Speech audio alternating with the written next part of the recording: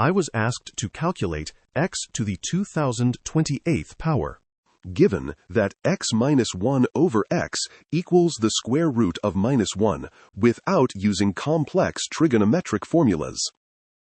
Looking at this equation, the very first thing that came to my mind was to square both sides. After squaring, the left side gave me x squared minus 2 plus 1 over x squared. And the right side became minus 1, following the basic rule that squaring cancels out the square root. Equivalently, after simplifying, we get x to the fourth minus x squared plus 1 equals 0.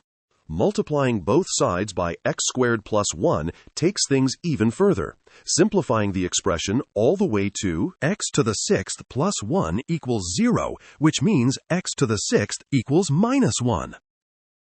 A fantastic result!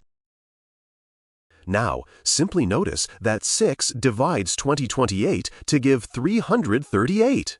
So, raising both sides to the power of 338, we get x to the sixth all to the 338th power equals minus 1 to the 338th power, which means x to the 2028 is equal to 1.